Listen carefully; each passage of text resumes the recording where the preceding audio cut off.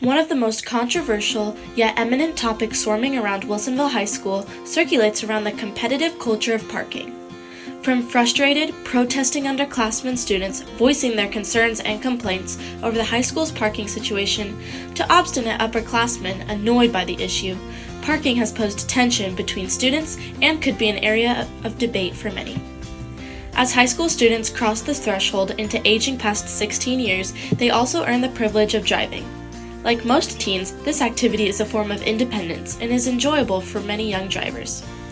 An estimated 65% of the student body at Wilsonville leaves campus daily to drive to nearby cuisines or fast food restaurants for lunch.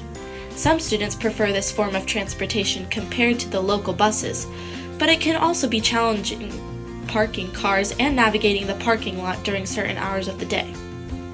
Basic rules from both the state of Oregon and the District of Wilsonville have been implemented for the safety of all students and their property. Some of these requirements include that students must display a parking permit on their car while within the designated parking zones. Students are not allowed to park in lots marked for staff or visitors.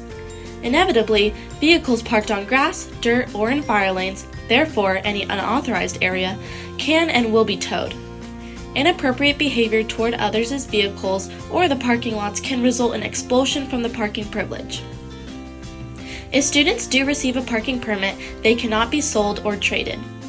The $50 parking fee is non-refundable and collected before the parking permit is distributed.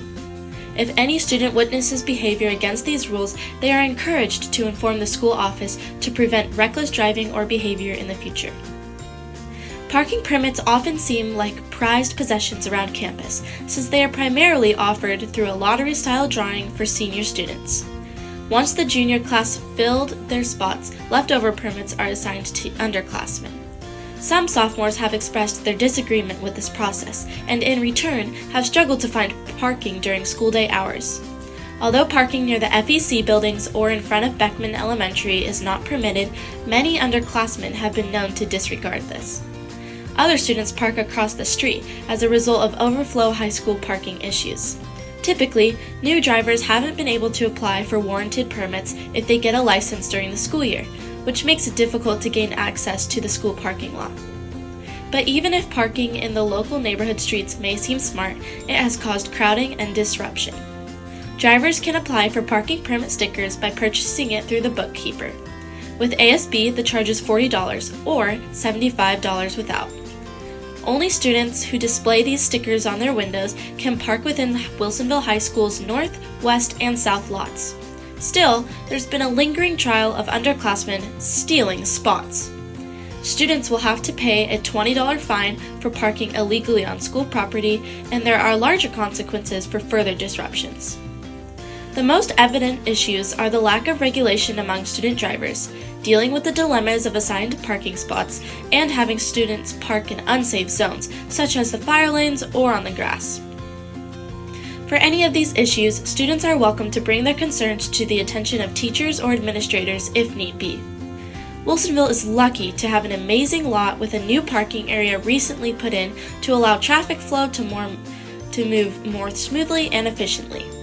Although there may always be some strife among seniority when it comes to prime parking spots, there are always alternative ways to get to school. Wilsonville is equipped with multiple entrance points, fairly accessible drop-off lanes for students driven by parents, and bus stops which transport students. While driving a car to school seems fun, make sure to apply for a permit sticker and register with the bookkeeper before making and marking your parking spot. I'm Deputy Zach with the Wilsonville Police Department, and I'm talking to you today about reserved parking for handicapped people. Now, you might be thinking, but I'm late to school and I'm really lazy. Does that count as a handicap in Oregon? Unfortunately, no. You need a permit that looks like this. You see this? You follow me? Follow me, camera guy. You need a placard that has that symbol on it that the DMV will give you, and then you're allowed to park in this space right here. Look at that. Look at all this space reserved for people with handicaps. Now, just because you're late or lazy doesn't mean that you can park here, okay? As you can see, there are spaces available in this parking lot, a little bit farther away that I think that you can make it to. And if you show up on time, maybe a little bit before school starts, there's always spaces available.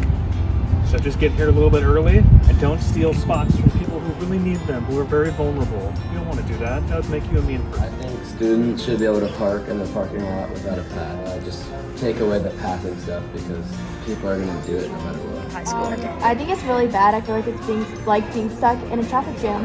No, I don't. Well, I mean, I'd have to, but I don't really trust the drivers. So Just have their own parking spot. I think they should be able to like paint their own parking spots too, like we yes. used to do before COVID. Yeah. Exactly. And it should be like first come, first serve. Like, Exactly. everyone else. If everyone else. Designated spots and everything else is like Because if you want to show up late, then like that's your fault. those Exactly. parking permits be too much though. They're too Exactly. $50 per semester. That's That's crazy. insane. I didn't even know it was that much.